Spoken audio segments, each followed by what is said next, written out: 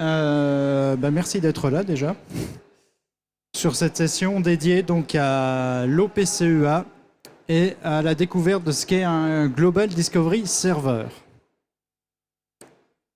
Alors, dans la première partie, on va revenir un peu sur ce qu'est le standard OPCEA, puisque tout le monde n'est pas forcément familier avec ce qu'est ce standard de communication.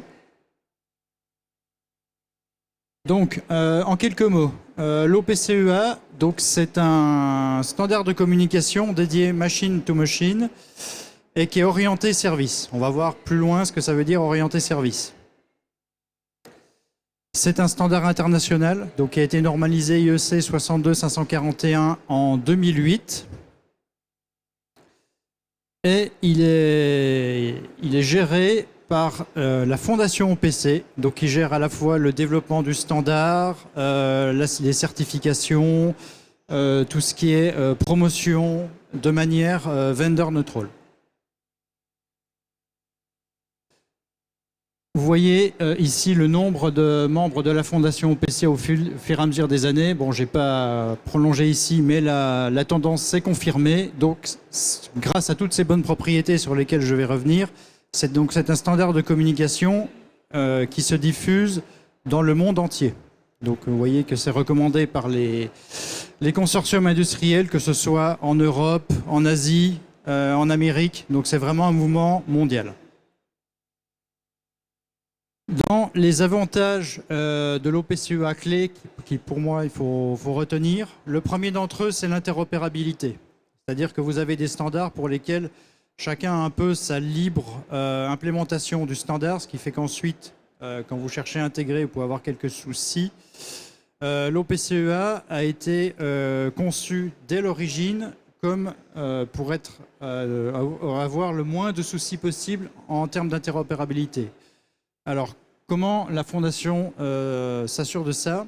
C'est que vous avez des laboratoires de certification indépendants reliés à la Fondation OPC qui vont pouvoir certifier vos produits. Ce qui fait qu'à la fin, dès qu'ils ont testé vos produits en termes de fonctionnalité, mais aussi de robustesse, d'utilisabilité, etc., vous avez une certification OPCEA et c'est une assurance pour les utilisateurs. C'est-à-dire que quand vous cherchez à brancher des équipements qui sont certifiés OPCEA, vous avez une très forte garantie sur le fait que ça va très bien se passer. Dans les gros avantages de l'OPCEA, sur lesquels je vais revenir plus en détail, il y a la cybersécurité.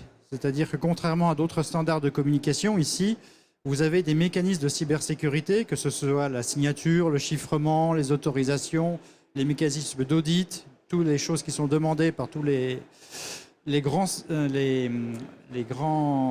standards de cybersécurité et qui sont nativement inclus dans l'OPCEA. Ce n'est pas quelque chose que vous rajoutez par-dessus qui vous rend non interopérable par la suite.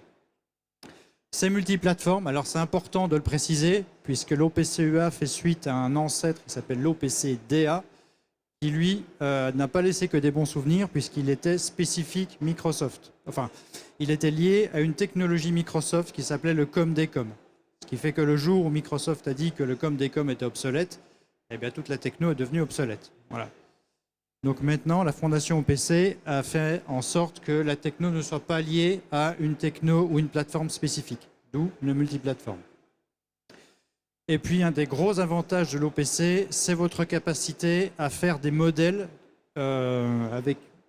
pour pouvoir décrire vos systèmes de manière extrêmement détaillée et donc ensuite de transmettre non seulement pas seulement des valeurs, mais aussi toute la sémantique associée à vos données. Et ensuite d'avoir une interopérabilité beaucoup plus forte que sur des standards un peu comme Modbus, par exemple, où toutes vos données sont à plat. Donc l'OPCEA, si je résume de manière extrêmement schématique comment ça fonctionne, donc dans sa déclinaison client-serveur qui est la plus répandue, vous avez un serveur qui héberge des données sous la forme d'une structure qu'on appelle l'adresse space, et ensuite vous avez un client qui va venir exécuter des services dessus. Donc ça peut être des services de lecture, d'écriture, d'abonnement, des appels de méthode, etc., etc. Voilà, donc c'est assez simple.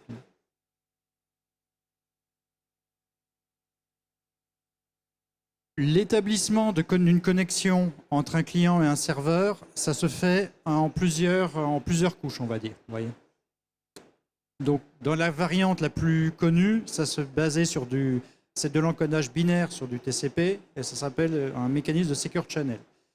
Donc, vous avez une première connexion au niveau TCP. Ensuite, une fois que la connexion au niveau TCP est établie, vous avez un deuxième niveau de communication qu'on appelle un Secure Channel. Donc, vous avez un tunnel sécurisé qui s'établit entre le client et le serveur via des challenges cryptographiques.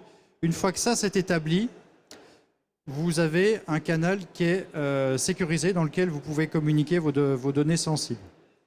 Mais c'est une communication entre deux machines. Et ensuite, à l'intérieur, vous avez la possibilité de créer ce que l'on appelle des sessions.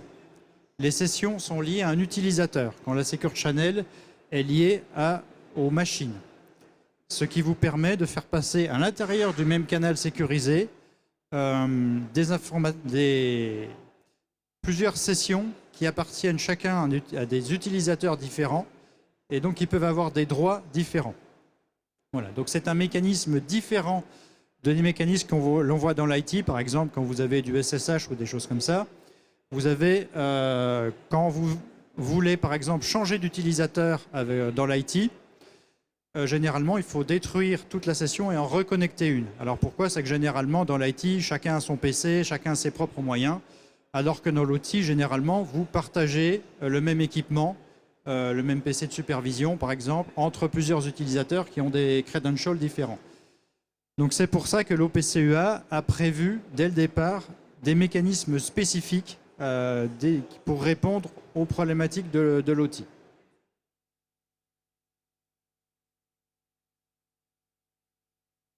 Voilà. Alors, ensuite, l'OPCUA, quand vous faites du client-serveur, il y a différents types de services que vous pouvez exécuter sur le serveur, qui sont classés en différentes catégories. Vous en avez un très grand nombre. Je ne vais pas faire la liste exhaustive, je vais juste rappeler les principaux que vous devez retenir si vous devez en retenir quelques-uns. Voilà, c'est un choix purement subjectif. Déjà, vous avez des mécanismes de découverte qui vous permettent de savoir, quand vous arrivez sur un serveur, qu'est-ce qu'il y a dedans. Voilà. Donc vous commencez par un service qui s'appelle le Get Endpoint, qui vous permet de lister, le serveur vous renvoie quels sont les moyens qu'un client puisse se connecter sur ce serveur, suivant quel mode de sécurité, avec quelques primitives cryptographiques, vous avez toute la liste des informations.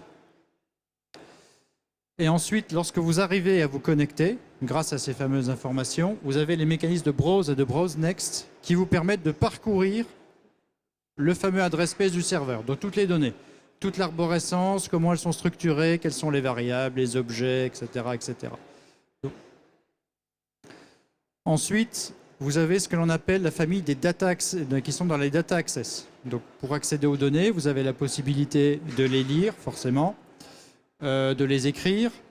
History Read, c'est très intéressant, c'est quand vous voulez non seulement la valeur actuelle, mais un ensemble de valeurs passées qui ont pris une variable, par exemple, tout un historique pour faire du post-traitement. Ça, c'est possible également en OPCUA.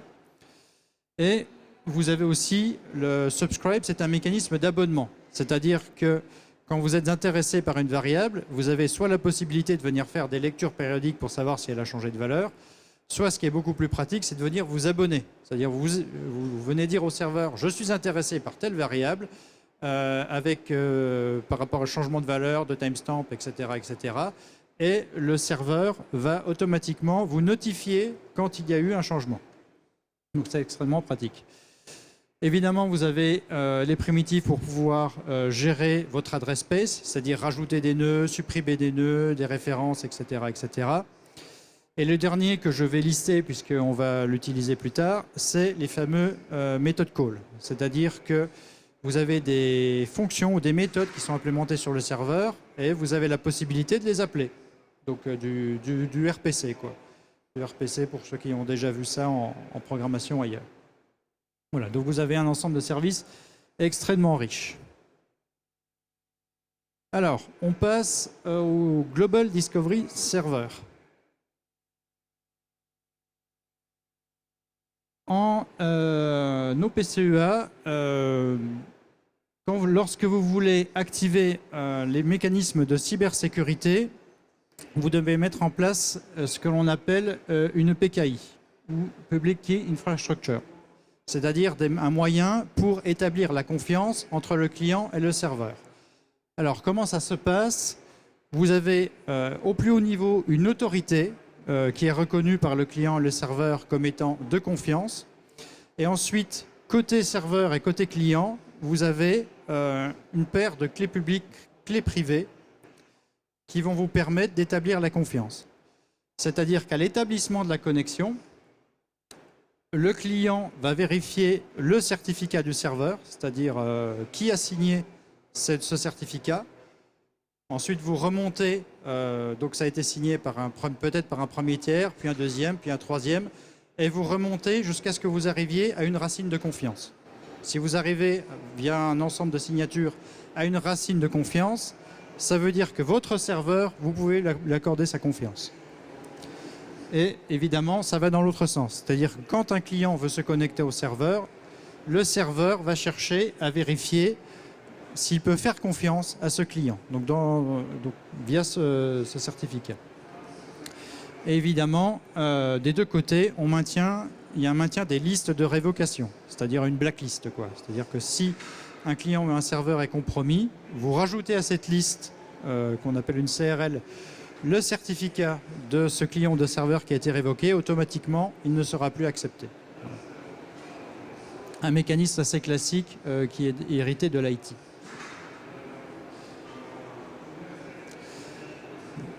Ça, alors ne prenez pas peur, hein, je vais vous expliquer. En fait, c'est assez simple. C'est quelles sont les conditions pour que vous puissiez accorder votre confiance à un certificat d'un client ou d'un serveur au PCUA. Globalement, ça se résume en 3 cas. Premier cas, c'est celui-là. C'est-à-dire que vous avez un certificat qui est signé par un premier certificat, puis qui est lui-même signé par un deuxième, puis vous arrivez au troisième ici. Donc ça, c'est le cas le plus classique. Vous êtes remonté jusqu'à une autorité de certification, qui est une autorité de certification. Donc vous l'acceptez. Donc ça, c'est le cas le plus classique. Deuxième cas un peu moins classique. Vous avez un certificat qui est signé par toute une chaîne à laquelle vous n'accordez pas la confiance, mais vous avez la possibilité d'accorder de manière exceptionnelle la confiance à ce certificat en violet que vous voyez ici. Vous allez me dire, mais à quoi ça sert si on n'a pas confiance dans ce truc-là de faire confiance à ça? Eh bien, c'est utile dans des cas assez particuliers. Par exemple, dans le domaine de la défense, si vous êtes dans le cas d'exercice interallié, par exemple. Voilà. Si ici, vous avez un système français, par exemple, qui a besoin de faire un exercice avec un équipement américain. Donc il a la possibilité de dire, de manière exceptionnelle, j'accorde ma confiance à cet équipement américain, sans accorder la confiance à tout ce qui vient de chez les Américains. Voilà. Voilà. Donc c'est utile dans certains cas. Et troisième cas, qui malheureusement est encore beaucoup trop répandu, c'est le certificat autosigné. C'est-à-dire qu'il y a des petits malins qui s'accordent la confiance à eux-mêmes, ni vu ni connu. Et évidemment, le certificat, dans ce cas-là, est accepté. Mais ça, évidemment, en termes de cybersécurité, c'est hautement déconseillé.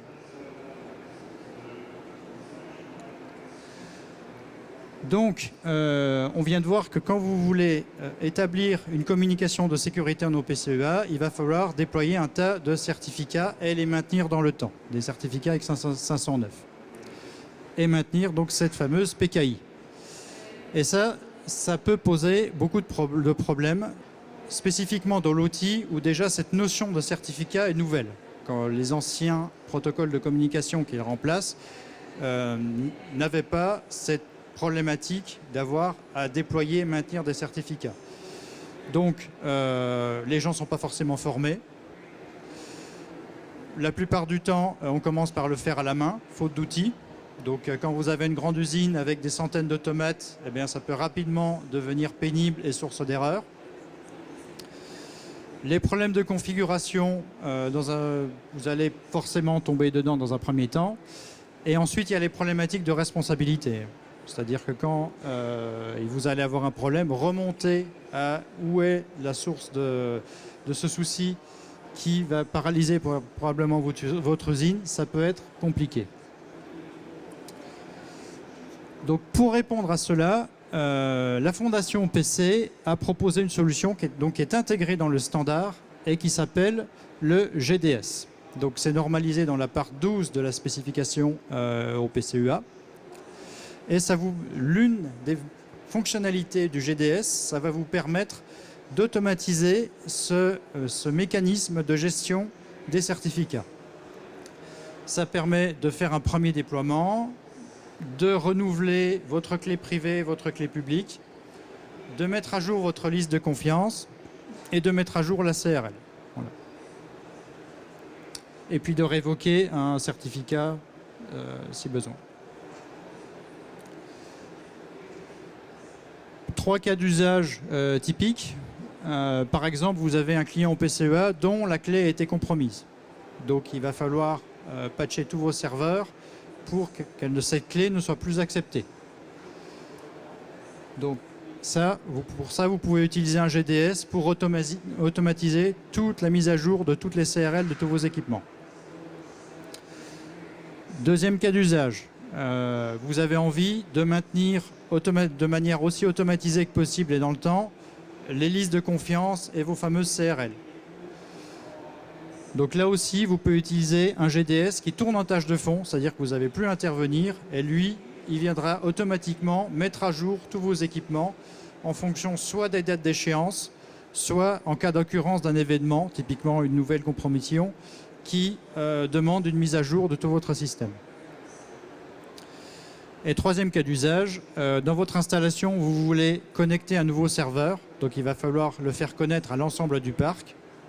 Donc là, pareil, vous pouvez utiliser un GDS pour faire connaître ce nouvel entrant à tous les équipements qui sont sur votre système.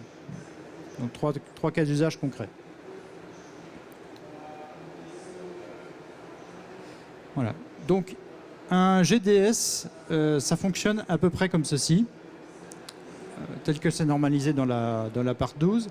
Donc côté bleu, vous avez les clients ou serveurs au PCEA classiques, donc les PLC, ça peut être donc des PLC, des SCADA, des petits capteurs actionneurs, enfin tous les équipements qui soient clients ou serveurs qui dialoguent en OPCEA et qui ont besoin de renouveler leur certificat. À droite, vous avez la PKI. Donc ici, PKI, c'est votre outil qui permet de gérer au niveau de votre usine toutes les racines de confiance, tous les certificats. Donc vous avez des fournisseurs de PKI que vous connaissez bien, Keyfactor, Evertrust, etc., qui fournissent les fameuses PKI qui vont gérer tous les certificats, pas seulement au PCEA, mais de tous vos systèmes. Et ensuite, vous avez votre GDS qui va fonctionner un peu comme un man in the middle. C'est-à-dire qu'ici, il va dialoguer en OPCEA pour s'interfacer avec vos équipements. Et de l'autre, il va dialoguer avec des protocoles qui sont spécifiques au PKI. Les plus répandus, c'est les CMP, EST. Vous pouvez avoir aussi des choses plus spécifiques. Et globalement, donc, on va voir qu'il y a deux modes, le push, le pull. Et il travaille comme un man in the middle en relayant les requêtes pour effectuer les différents services. Alors, le premier, c'est le mode push. Dans un mode push, comme son nom l'indique, c'est le GDS qui va être à l'initiative des renouvellements de toute la configuration. Donc c'est lui qui va pousser les nouvelles configurations sur les équipements. Donc il va se connecter aux différents équipements du système. Et par exemple, si vous avez besoin de renouveler votre certificat, il va demander une CSR au serveur au PCEA, la récupérer, l'envoyer à la PKI pour qu'elle soit signée, et puis la renvoyer au serveur. Même chose pour la mise à jour de la trust list. ici, vous ouvrez, vous faites une opération qui consiste à ouvrir la trust list en OPCEA sur le serveur. Donc c'est un objet de type fichier, en fait, qui s'ouvre côté... pour ceux qui aiment la techno, c'est du file transfer, du coup. Donc vous ouvrez un objet de type fichier ici, et vous allez mettre à jour votre trust list avec les nouveaux éléments. Et à la fin, vous appliquez la fonction Apply Changes pour que le serveur prenne en compte cette nouvelle configuration et il clôt donc par exemple les sessions qui sont avec les anciennes configurations et il permet la prise en compte de cette nouvelle configuration. Voilà, donc ça c'est la méthode push. Elle s'oppose, vous l'avez deviné j'imagine, à la méthode pull, où là, c'est l'inverse, c'est-à-dire que c'est les équipements qui, d'eux-mêmes, vont venir chercher la configuration, leur configuration en temps et en heure. Donc, ici, les différents équipements vont venir s'enregistrer. Ici, c'est obligatoire au niveau de GDS. C'était optionnel au niveau du push. Ici, c'est obligatoire. Il faut que les différents équipements qui vont venir s'abonner s'enregistrent au niveau de GDS. Et ensuite... quand vous avez par exemple besoin de signer un nouveau certificat, eh bien, il fait appel à cette primitive Start Signing Request pour venir demander la signature du nouveau certificat via la PKI. Même chose pour la Trust List, par exemple, où là, l'équipement demande, donc, avec un appel de méthode au PCEA, au GDS à renouveler cette Trust List. Le GDS relaie à la PKI et renvoie les informations. Et même chose pour la CRL. Donc deux modes, le push, le pull. La différence, effectivement, c'est le rôle que tiennent dans ce cas-là les équipements et le GDS. Vous l'avez deviné, dans le mode pull, donc ici, ce serveur-là, il faut qu'il agisse comme un client au PCEA. Et le GDS agit comme un serveur. Dans le mode push, c'était l'inverse. Le GDS agissait comme client, l'équipement agissait comme serveur.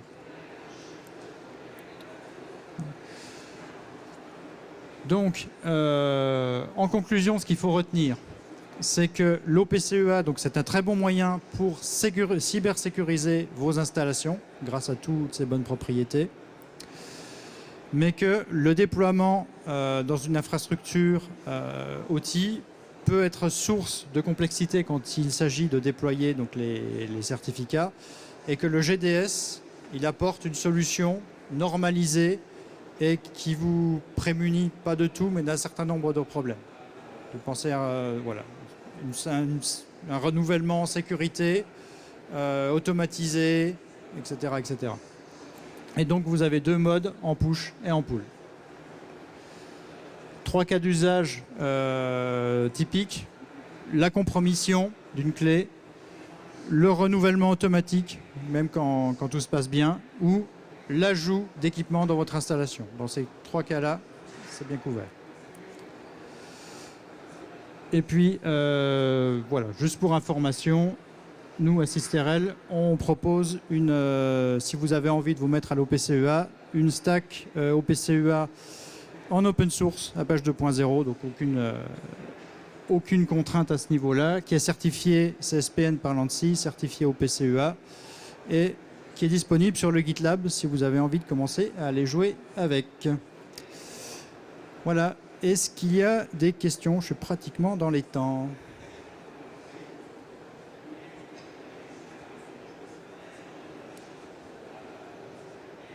Ouais, attendez, on va vous passer le micro, ce sera plus simple.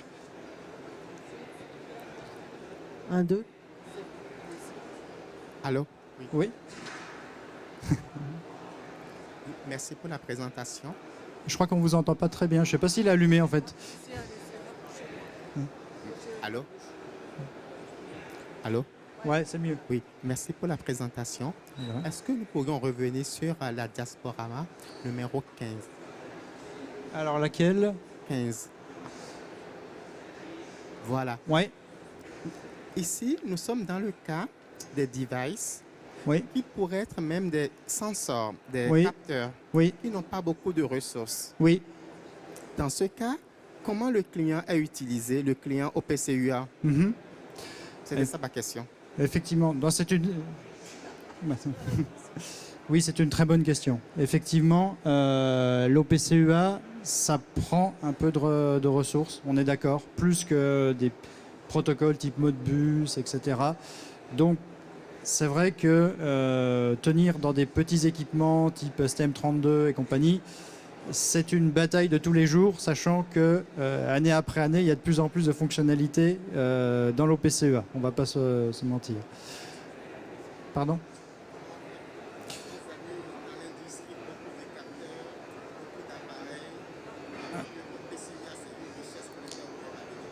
Oui. Mais bah, si. Alors, pour moi, c'est exactement la même solution, c'est-à-dire qu'il faut quand même arriver à travailler sur l'empreinte mémoire du système pour réserver une partie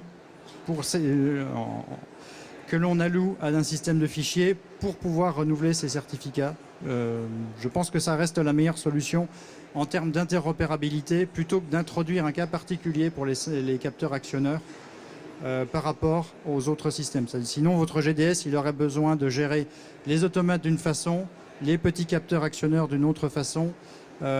Donc pour moi, ce n'est pas une bonne solution. Je pense qu'il vaut mieux travailler sur l'empreinte mémoire. Typiquement, je pense qu'arriver à loger un serveur au PCEA maintenant dans 1 méga de ROM et 512 kilooctets de RAM, ça se fait. Donc il y a de plus en plus de petits équipements type STM32 qui ont ces caractéristiques. Je continue à penser que ça reste la meilleure solution.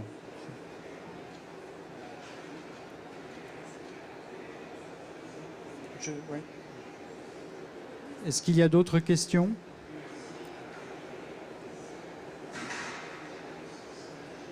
C'est parfait. Merci. De rien. Merci beaucoup.